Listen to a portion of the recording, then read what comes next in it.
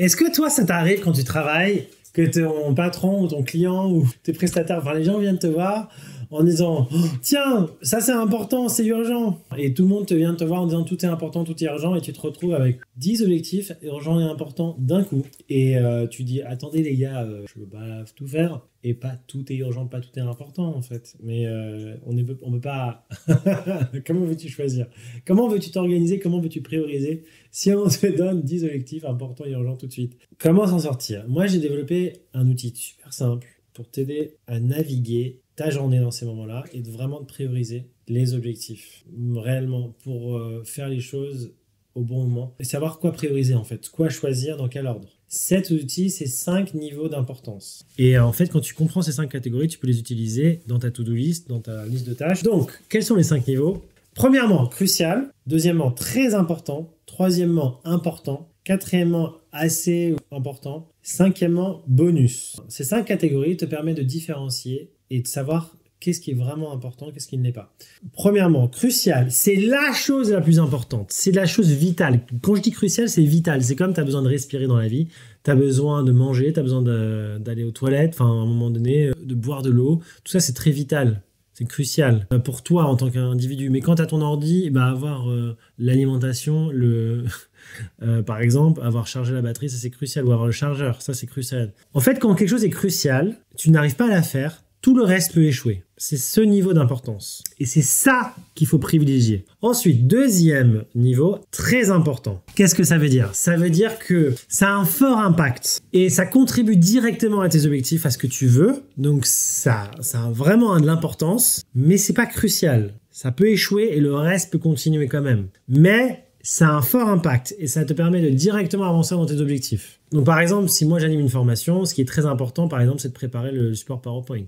Mais ce qui est crucial, c'est d'avoir mon ordinateur et mon chargeur. Ensuite, troisième niveau, important. Alors là, c'est intéressant ce niveau. C'est parce que ce niveau, en fait, c'est là où on a tendance à oublier qu'on a ce niveau-là. Ça, c'est quand les choses sont utiles et sont pertinentes, mais c'est pas critique. Si tu le fais pas, c'est pas la fin du monde. Mais c'est utile quand même et pertinent. Donc ce serait bien de le faire. Si t'arrives pas à le faire, c'est pas une grosse perte. Quand c'est très important, c'est une plus grosse perte. Quand c'est crucial, c'est vraiment une grosse perte. Quand c'est important, la perte est moindre. Tu peux la tolérer. Puis, le quatrième niveau, c'est bof important ou assez important. C'est les choses qui, pour le coup, sont cool à faire, mais si tu les fais pas, c'est pas très grave. C'est secondaire, ça peut attendre sans conséquence. Ce serait bien de l'avoir fait, mais si tu fais pas, c'est vraiment pas grave.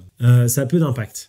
Donc ça, c'est assez ou bof important. Et la cinquième catégorie, c'est une catégorie intéressante car elle est très différente des autres. La catégorie bonus, c'est qu'il n'y a aucun impact négatif si tu ne le fais pas. Il y a zéro impact négatif. Elle n'est pas faite, c'est du bonus. Par contre, ce qui est intéressant avec la catégorie bonus, c'est que parfois, il y a des objectifs bonus qui t'apportent vraiment un vrai bénéfice. Par exemple, tu décides de te former à une formation sur l'IA pendant 1 heure. Tu n'es pas obligé de le faire. Personne ne t'oblige à le faire. Si tu ne le fais pas, il n'y a pas de conséquences négatives directes. Mais ça t'aide dans ta vie. Ou alors, tu décides de faire du sport. C'est bonus. Voilà. Ça, le modèle, il est simple. C'est 5 niveaux. Et en fait, comment tu l'utilises? C'est simple, c'est que quand tu notes tes objectifs dans la journée, tu classifies les objectifs ou les tâches selon ces 5 niveaux d'importance. Est-ce que c'est crucial? En réfléchissant toujours aux conséquences que si tu le fais ou si tu le fais pas. Donc pour vraiment sentir si quelque chose est crucial ou très important ou assez important ou alors bonus, il faut se poser la question, si je ne le fais pas, qu'est-ce qui se passe? Voilà, par exemple, si j'organise un événement de 300 personnes, envoyer l'adresse à tout le monde et oublier de le faire, c'est crucial. Il faut bien que je communique l'adresse à des gens. Par contre, si j'oublie de, je sais pas, acheter certaine forme de fleurs plutôt qu'une autre forme de fleurs, bah, c'est peut-être moins important. Et en fait, pensez aux conséquences. Pensez aux conséquences si tu ne fais pas. Si un objectif n'est pas atteint, et est-ce que ça impacte beaucoup de monde? Si ça impacte beaucoup de monde, c'est encore plus crucial. Si ça impacte que moi, ça peut être moins important, ça dépend des situations.